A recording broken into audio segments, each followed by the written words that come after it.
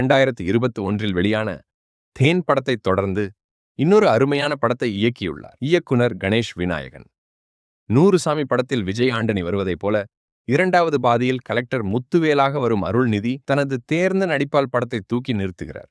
எவ்வளவு பெரிய மலையில் ஆதி குடிகளாக இருந்தாலும் கல்வி அறிவு இல்லை என்றால் எளிதில் ஒரு கைநாட்டு வைக்கச் சொல்லி ஏமாற்றிவிட முடியும் என்பதில் தொடங்கி கல்வியின் முக்கியத்துவமும் குறிப்பாக பெண் கல்வியின மேற்கு தொடர்ச்சி மலைகளில் சுமார் 2000த்திற்கும் குறைவான மக்கள் மட்டுமே பேசக்கூடிய காடர் மொழியை இந்த படத்தில் பேசி நடித்துள்ள நடிகர்கள் அற்புதம்.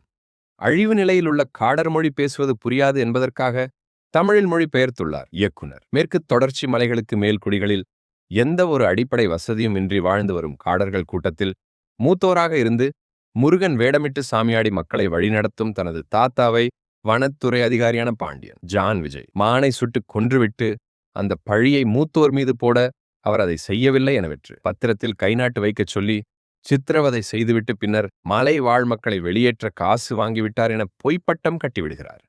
அதனால் மூத்தோர் மனம் வாடி தனது கட்டை விரலை அறுத்துக்கொண்டு உயிரையும் மாய்த்து விடுகிறார். தாத்தா இறப்பதற்கு முன்னதாக தனது பேத்தி குறிஞ்சியிடம் திகா படிப்பின் அவசியத்தை சொல்லிவிட்டு மரணித்த நிலையில் எப்படியாவது படிக்க வேண்டும் என 15 கிலோமீட்டர் உள்ள பள்ளிக்குச் செல்கிறார்.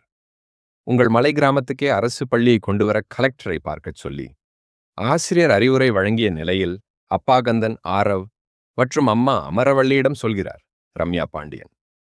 ஆனால் அதற்குள் குறிஞ்சி வயதுக்கு வந்துவிட அவருக்கு திருமணச் சடங்குகள் அரங்கேறுகின்றன. கல்யாணம் வேண்டாம், கல்விதான் வேண்டும் என முடிவெடுக்கும் குறிஞ்சி முத்துவேல் கலெக்டரை எப்படி சந்தித்தார்? தனது மலை கிராமத்துக்கு பள்ளியை கொண்டு வந்தாரா இல்லையா என்பதுதான் இந்த அருள்வான் படத்தின் கதை.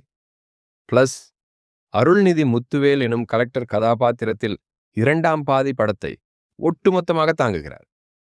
பெத்தி படத்தில் மலைவாழ் மக்களுக்கு ரயில் பாதை இல்லை என சொல்லிவிட்டு செட் போட்டு படம் எடுத்திருப்பார்கள். ஆனால் நேரடியாக மலைகளுக்குச் சென்று அவர்களது கலாச்சாரம், மொழி, அவர்கள் படும் கஷ்டம் என்று அனைத்தையுமே கண்முன் காட்டிய விதத்தில் இயக்குனர் கணேஷ் விநாயகனின் உழைப்பும் மெனக்கெடலும் சமூக அக்கறையும் மெய் சிலிர்க்க வைக்கின்றன.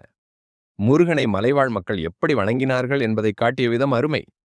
இனிமேல் வரப்போகும் தொடர்ச்சியான முருகப் படங்களில் முருக வழிபாட்டை இப்படி காட்டுவார்களா என்பது சந்தேகம்தான். கமர்ஷியல் படங்களுக்கு மத்தியில் அருள்நிதி இப்படி ஒரு சமூக அக்கறை படைப்பை தேர்வு செய்து நடித்தது சிறப்பு. சுகுமார் மலைகளின் அழகையும் அங்கே வாழும் மக்களின் வலியையும் படம் பிடித்த விதம் பாராட்டுக்குரியது. இசையமைப்பாளர் ஜி.வி. பிரகாஷ் இந்த படத்துக்கு பெரும் பலமாக தனது இசை மூலம் மாறி நிற்கிறார்.